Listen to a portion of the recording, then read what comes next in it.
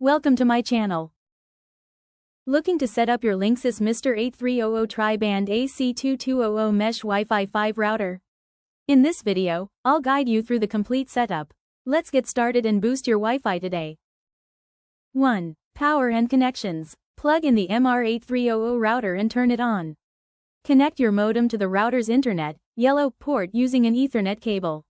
Wait until the power LED turns solid.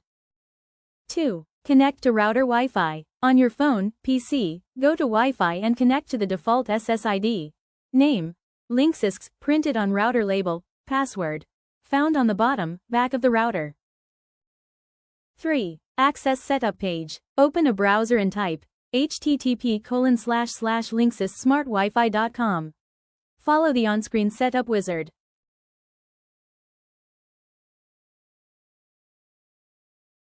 4. Configure Internet settings. Choose Automatic, DHCP, if your ISP provides IP automatically.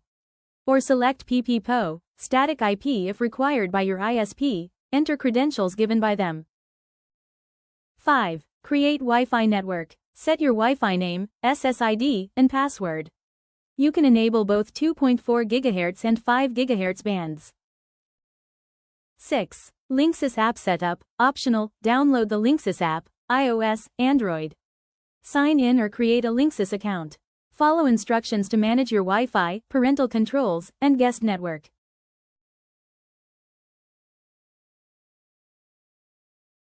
Reset Linksys MR8300 router. If you want to reset it to factory defaults, make sure the router is powered on. Locate the reset button, small pinhole at the back. Press and hold for 10 to 15 seconds with a paperclip until the power LED starts blinking. Release and wait for the router to reboot. It's now reset to factory settings, default SSID and password will work again. Quick tips. Place the router centrally for best coverage. Use 5 GHz band for faster speeds, 2.4 GHz band for wider range.